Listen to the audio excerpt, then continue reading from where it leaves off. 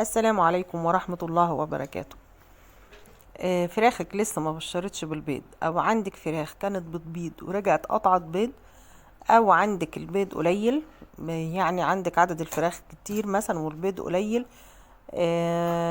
مثلا عندك 10 فرخات بتلاقي بيضتين او 3 بس، او الفراخ كل يومين 3 ما بتبيض بيضة.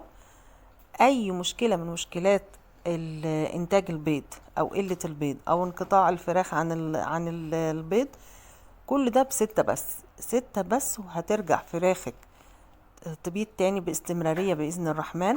هتلاقي فراخك اللي لسه ما بشرتش هتبشر معاكي، هتلاقي زيادة في الإنتاج، وخاصة لو حد عامل مشروع الفراخ البيضة فهو طبعا عاوز إنتاج ممتاز كل يوم عشان يطلع البيض وياخد منه ربح. فهنقول ايه بستة ده؟ هو ايه رقم 6؟ رقم 6 ده اللي ان شاء الله بإذن الرحمن. الفيديو ده مهم جدا لأي حد بيربي فراخ بيضة، فراخ قصدي بياضة. فعلا لو انت الفيديو ده طبقتيه عمرك ما هتشتكي من قلة البيض، عمرك ما هتشتكي ان الفراخ عندك قطع بيض، عمرك ما هتشتكي ان الفراخ ليها فترة معاكي 7 و8 شهور ولسه ما بشرتش معاكي بالبيض. بس قبل ما نبدأ نذكر الله، ألا بذكر الله تطمئن القلوب. اللهم صل وسلم وبارك على سيدنا محمد وعلى آله وصحبه أجمعين. اللهم لك الحمد ولك الشكر كما ينبغي لجلال وجهك وعظيم سلطانك. ما شاء الله لا قوة إلا بالله. طالما انت بتشتكي من قلة البيض يبقى انت عندك حوالي، يعني ممكن يكون سبب من 6 أسباب هما اللي بيخلي عندك مفيش إنتاج بيض. طيب أنا دلوقتي مش متخصصة مثلا وبربي عندي الفراخ للبيت مثلا لاحتياج البيت من البيض، ولقيت عندي مشكلة إنتاج البيض ده. لقيت عندي مثلا الفراخ لسه ما بشرتش وعدت 8 شهور أو 7 شهور. لقيت عندي مثلا إن الفراخ البيض بتاعها قليل او الانتاج بتاعها قليل، او كانت بتبيض ورجعت تقطع تاني. قول لك 6 حاجات، 6 حاجات حطيهم للفراخ وانت هتلاقي، يعني بصرف النظر ال6 حاجات دول لأي سبب من الأسباب. بندكس ده اللي هو دواء الديدان البشري، يبقى ده دواء بشري اسمه بندكس لعلاج الديدان. يعني احنا هنعالج الديدان ليه؟ لأن الفراخ لو فيها ديدان مش هتديكي إنتاج بيض. يبقى أول حاجة إن احنا هنعالج بيها إنتاج البيض هنحط بندكس. طب هحطه كام يوم؟ لو أنا ما استعملتوش قبل كده هنحط 3 أيام ورا بعض، وبعد كده هتحطي جرعة وقائية كل 15 يوم. اللي احنا بنقوله ده هنعالج بيه الانتاج البيض دلوقتي وهتستمر عليه، بس مش هتحطيه طبعا زي ما هنحط في الاول. هنا هنحط عشان اول مرة هنحط 3 ايام، وبعد كده كل 15 يوم مرة جرعة وقائية. بندكش الدواء ده.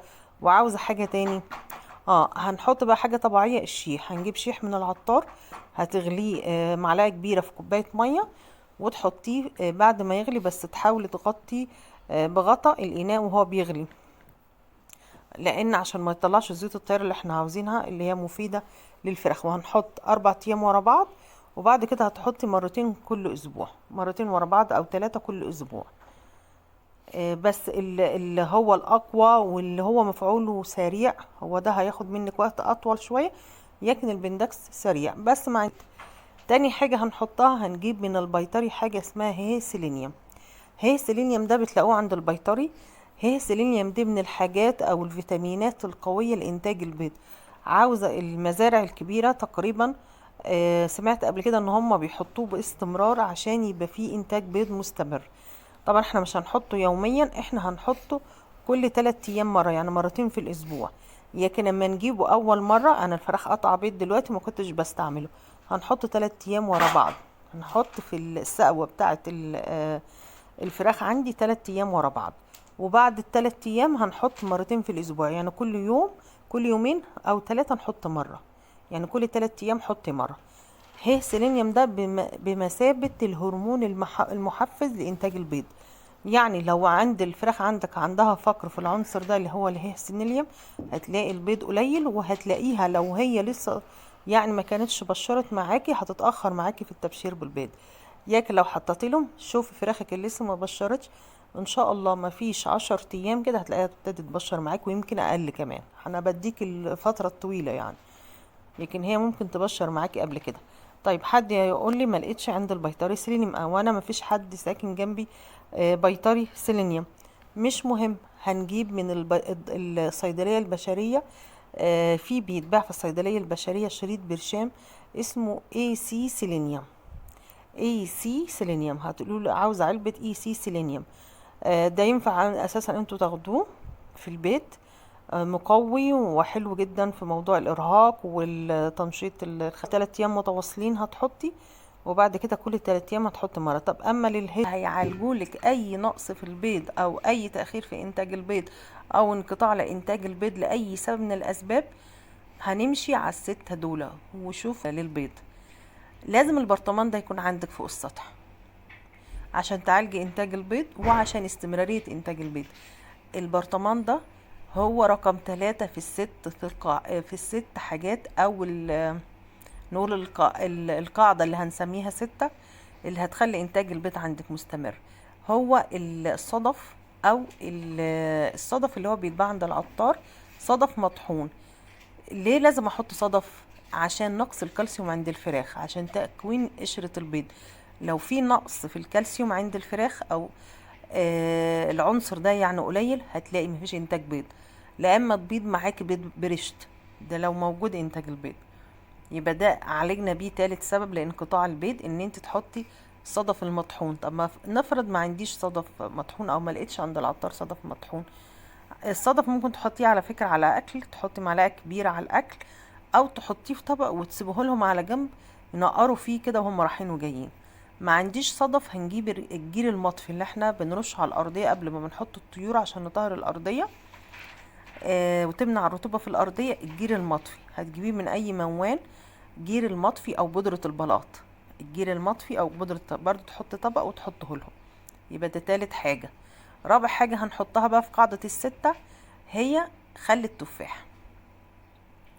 يبقى احنا اتفقنا اول حاجة الدواء الديدان بندكس، وبعد كده الهيسيلينيوم المحفز لتكوين وتشكيل عنقود البيض، وبعد كده رقم 3 علاج نقص الكالسيوم عند الفراخ. ودي لازم تتحط على طول يوميا، اللي هي التحديقة او الصدف او الجير او بودرة البلاط، اي حاجة من ال3 او ال4 اللي قلناهم.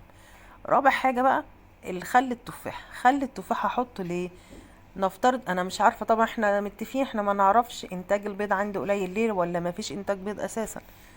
الفراخ عندي اتسمنت وانا ما اعرفش، كنت بحط علف 21 كتير وانا ما اعرفش، كنت بحط عيش كتير. براح العيش على فكرة مفيد للفراخ البيضاء بس كتره غلط. اي حاجة سبحان الله في الوسط مفيدة، هتزودي هتبقى غلط. العيش الكتير اللي بتحطيه للفراخ، لو بتحط علف 21 كتير، ده بيسمن الفراخ عندك. تلاقيها بعد شهر قفلت مخرج البيض، تلاقي البيض مفيش انقطع او مفيش انتاج خالص. طب هنحطه ازاي؟ هنحط معلقتين كبار على كل لتر مية.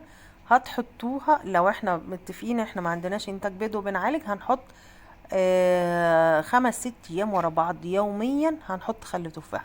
هحط كده كل يوم؟ لا، بعد الاسبوع ما يعدي او ال5-6 ايام دول ما يعدوا، هتحطي بقى جرعة وقائية كل اسبوع، مرة او مرتين، مرة او مرتين بالكتير. هتحطي معلقتين على لتر ونص مية، لتر مية على حسب السقاية عندك بتشيل قد ايه انتاج البيض. رقم 5 بقى اللي قدامنا ده بودرة اسمها هايسول. طب انا هحط بودرة ليه للفراخ؟ اقول لك انا، انت ممكن عندك الفراخ انت ما تعرفيش انها فيها حشرات صغيرة. في حشرات بتيجي للطيور وخاصة في الصيف لو من قلة النظافة شوية، ساعات بيجي حشرات اسمها حشرة اسمها تقريبا في الفاش، وفي حاجة تاني اسمها الزريقة. الحاجات دي من الحاجات اللي بتلزق، لو رفعت جناح الفرخة عندك هتلاقي نقط سود صغننة خالص كده، دي اسمها زريقة. الزريقة دي حشرة يعني غتتة بتحفر في الجلد بتاع الفرخة، وتحس انها محفورة، يعني هي مش شايفاها انت بتمشي، بس نقط سودا كده ومحفورة في الجلد، بتسحب دم الفراخ عندك بطريقة بشعة. يعني بتخلي الفرخ عندك ينس معاكي ويعضم كده ويخس خالص، وطبعا بالتالي مفيش انتاج بيض، لان كل الدم اللي فيه غذاء اللي هيروح لانتاج البيض كله رايح للحشرات. فهتعمل ايه بالبودره دي؟ هتجيبي الفراخ عندك، هتشتريها من الصيدليه، مش غاليه، اسمها هاي سول. هتمسكي تلبسي كمامه بس عشان ما يجيش على نفسك، وتمسكي كل فرخه ترشي لها شويه تحت الاجنحه، شويه الناحيه دي، يعني يا دوبك شويه صغيرين الناحيه دي وشويه صغيرين الناحيه دي، وفي الظهر ما تجيش عند بق الطائر او نفسه، يعني ما تجيش عند راس الفرخه. كل الفراخ تعملي لها بالطريقه دي، ويعدي يومين ثلاثه تروح حاطه لهم مره تانية جرعه وقائيه لو فعلا مسكت الفرخه ولقيتي تحت اجنحتها حاجه زي كده. ما لقيتيش خلاص، بس حاولي تعملي تنضفي الاوضه اللي بيناموا فيها او بيقعدوا فيها، او اللي انت يعني بتربي فيها، وترش البودر ده على الجنان بس بعيد عن الاكل، ما نحطوش قريب من الاكل الفراخ، عشان الحيطان كده وايه يعني الحواف بتاعت الاوضه عندك اللي بتربي فيها او العشه اللي انت بتربي. اخر حاجه تقريبا الاكل بقى او العليقه اللي انت بتقدميها للفراخ، هل بتقدمي عليقه متوازنة فيها كل العناصر، فيها الطاقة، فيها البروتين، فيها الأملاح المعدنية، فيها الفيتامينات، فيها الخضروات؟ ايه الأكل اللي ممكن نقدمه للطائر؟